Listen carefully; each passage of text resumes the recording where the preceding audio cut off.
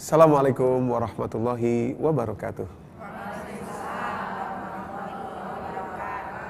Apa kabar ibu-ibu semua, jamaah sekalian? Alhamdulillah. Terima kasih, semoga sehat. Demikian pula para pemirsa Tausiah Subuh TV One dimanapun berada. Para pemirsa sekalian serta jamaah sekalian, hidup kita ini butuh keberkahan Allah. Kalau tidak ada keberkahan Allah, berapapun banyaknya uang kita nggak cukup, Bu. Berapapun hebatnya diri kita, koneksi hidup kita nggak cukup. Betapapun tingginya ilmu kita juga nggak cukup. Nah, kalau tidak ada keberkahan Allah. Keberkahan itu baik dalam hal yang kecil maupun hal yang besar.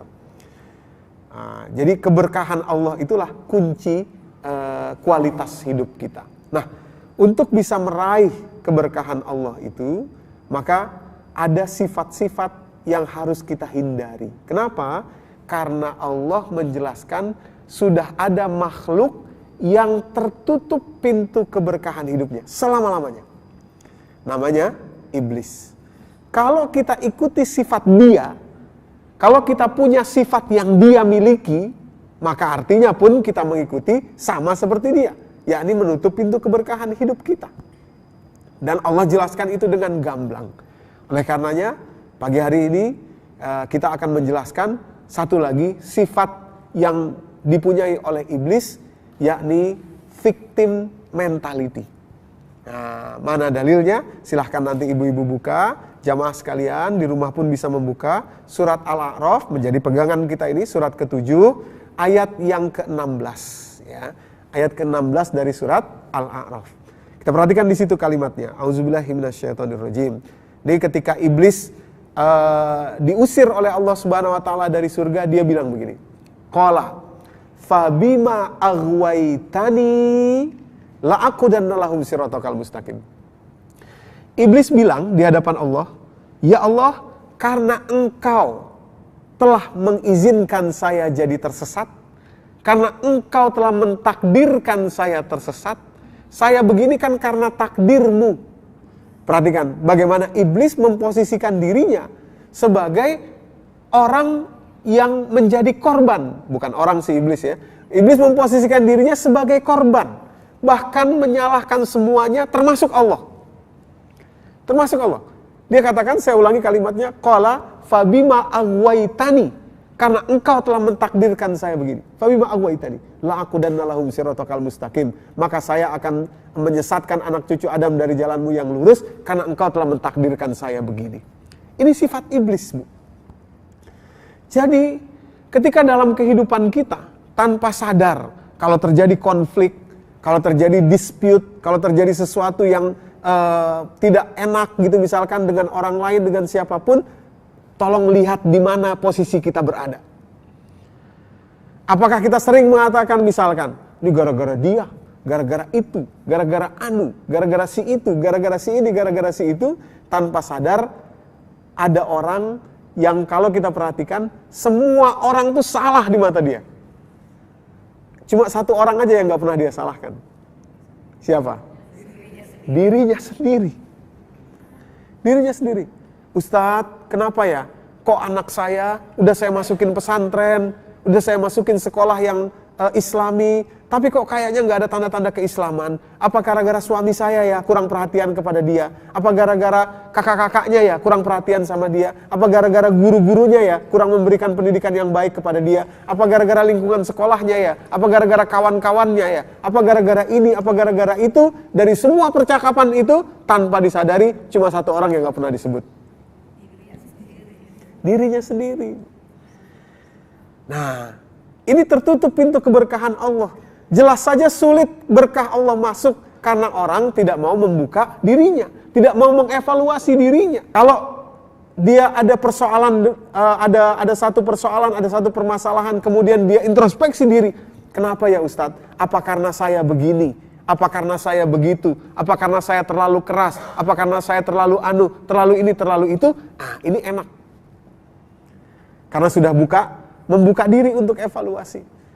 Nah, Bapak Ibu, Bapak-bapak yang dirahmati Allah, Ibu-ibu yang dirahmati Allah di rumah, para jamaah tausiah subuh TV One dimanapun berada, serta jamaah yang ada di tempat, di studio, di Masjid Ar-Rahmah, kita ambil contoh Jepang. Ya, ini luar biasa Jepang ini. Jepang itu negara yang bukan Islam, gitu ya.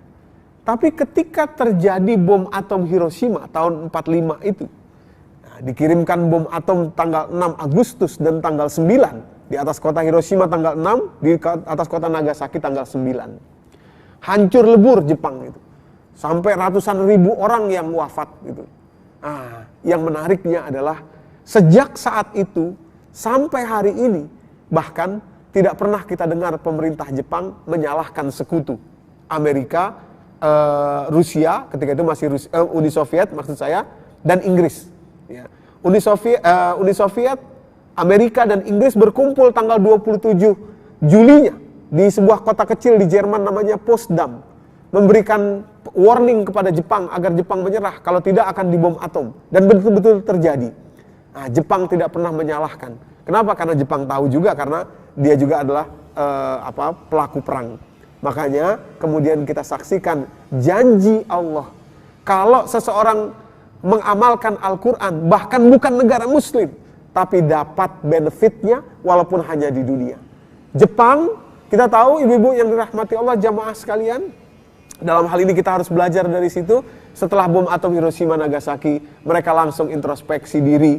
Mereka bilang berapa banyak guru yang masih ada, kita mulai membangun Jepang dari sekarang. Dan sekarang kita saksikan pangsa otomotif kita misalkan dan lain sebagainya, Jepang itu negara yang sejahtera. Kalau saya ditanya kenapa Jepang bisa jadi sejahtera, salah satunya karena tidak punya victim mentality. Ini harusnya kita yang harusnya belajar dari situ. Itu harusnya milik kita, sifat kita itu. Kita harusnya yang senantiasa introspeksi diri, maju, move on ke depan. Tidak perlu berlama-lama menyalahkan orang lain, tidak perlu berlama-lama tinggal di masa lalu, tidak perlu berlama-lama menuding-nuding yang lain. Tapi kita maju ke depan, memperbaiki diri, memperbaiki sifat kita. Nah, kembali ke konteks Al-Quran, Nabi Adam dan Siti Hawa punya sifat introspeksi diri. Tidak mau seperti iblis yang victim mentality. Tiga ini sama-sama dikeluarkan dari surga, iblis dikeluarkan dari surga, Nabi Adam dan Siti Hawa dikeluarkan dari surga, iblis dilaknat Allah, Nabi Adam dan Siti Hawa disayang Allah. Bedanya di mana? Iblis punya victim mentality, tapi Adam dan Hawa ketika mereka dikeluarkan dari surga, mereka tidak menyalahkan siapa-siapa, termasuk tidak menyalahkan iblis, padahal iblis yang menggoda. Quran surat ke-7 ayat ke-20. Fawaswasalahuma syaitan liyubdiyalahuma ma wuriya anhuma min sawatihima wa qala manahakuma rabbukuma an hadhihi syajara ila an takuna malakaini aw takuna minal khalidin. Iblis yang godain Adam dan Hawa sampai akhirnya terjerumus mendekati pohon yang dilarang Allah. Tapi ketika dikeluarkan dari surga, tidak pernah Nabi Adam dan Hawa menyebut-nyebut iblis. Bahkan doa beliau kita kenal di ayat ke-23-nya dalam surat ini, dalam surat Al-A'raf ini, doanya luar biasa. Doa para kesatria. Beliau berdua mengatakan begini, Qala Rabbana zalamna anfusana wa illam taghfir lana wa tarhamna lanakunanna minal khasirin. Wahai Tuhan kami, kamilah yang zalim. Kamilah yang salah. Betul iblis yang menggoda. Tapi kalau kami tidak mau, nggak bisa. Nggak terjadi itu. Maka ya Allah, ampunilah kami. Ampuni itu adalah simbol terhadap masa lalu, terhadap kesalahan kita di masa lalu. Ampuni salah saya di masa lalu ya Allah. Dan ajari supaya di masa depan saya bisa berperilaku yang baik, yang engkau rahmati. Wa illam taghfir lana masa lalu, wa tarhamna masa depan, lanakunanna minal khasirin. Jadi cut off masa lalu, putuskan sudah masa lalu, tidak perlu menyalahkan orang, dan segeralah kita berbenah menuju masa depan yang baik sesuai dengan petunjuk Allah akan supaya Allah rahmati kita. Ibu-ibu yang dirahmati Allah, para jamaah tausiah subuh TV One dimanapun berada, ini sifat yang amat penting. Nanti turun rahmat Allah kepada Adam dan Hawa. Kalimatnya dalam surat kedua ayat 37 itu, Nabi Adam dan Hawa adalah satu dari sedikit makhluk yang langsung Allah ajarkan langsung kepada beliau. Kalimatnya, Fatalaqqa Adamu min rabbihi kalimatin fataba alaih. Allah ajarkan langsung kepada Adam dan Hawa sebuah kalimat yang dengan itu Allah merahmati, mengampuni Adam dan Hawa. Beda dengan iblis. Padahal sama-sama berbuat kesalahan di surga, sama-sama terusir dari surga, tapi endingnya beda. Kenapa? Satunya sifatnya victim mentality, satunya punya sifat atau jiwa yang kesatria. Ibu-ibu yang dirahmati Allah, para jamaah tausiah subuh dimanapun berada. Ini kuncinya. Kita semua pernah berbuat salah. Tentu saja kita manusia. Kita semua pernah mengalami kesulitan. Kita semua pernah mengalami persoalan. Tapi sekarang yang penting adalah apakah kita ingin ikut Nabi Adam atau ingin ikut iblis. Ingin belajar dari Nabi Adam atau menjadikan iblis sebagai guru kita. Konsekuensinya yang satu nanti tertutup keberkahan, yakni ke iblis. Dan yang satu lagi terbuka keberkahan hidup. Mari tidak menjadi victim mentality karena gurunya adalah iblis laknatullah alaih. Mudah-mudahan memberikan manfaat bagi kita semua. Billahi taufik wal hidayah. Wassalamualaikum warahmatullahi wabarakatuh.